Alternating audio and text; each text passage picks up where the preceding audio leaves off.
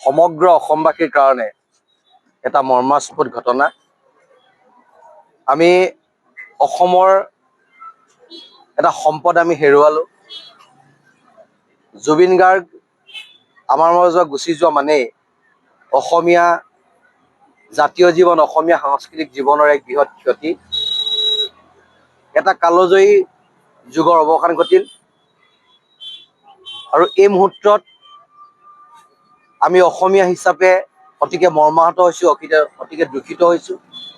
আমি ভগৱন্তৰ ওচৰত প্ৰাৰ্থনা জনাইছোঁ যে তেখেতৰ আত্মাই স্বৰ্গত বসতি স্থাপন কৰে আৰু উঠি অহা নৱপ্ৰজন্মৰ প্ৰতিটো ক্ষেত্ৰতে যে তেখেতৰ অন্তৰাত্মাই সহযোগিতা কৰে, অসমখনক যেন তেখেতে দূৰৰ পৰা আশীৰ্বাদ প্ৰদান কৰে, এইটোকে এই মুহূৰ্তত আমি অসমীয়া হিচাপে এইটো আমাৰ অন্তৰৰ নিভিত পুনৰ পাই দুখ প্ৰকাশ কৰিছোঁ। যিকোনো খবৰৰ বাবে যোগাযোগ কৰক 7099017330 লগতে 7099017110 নম্বৰত।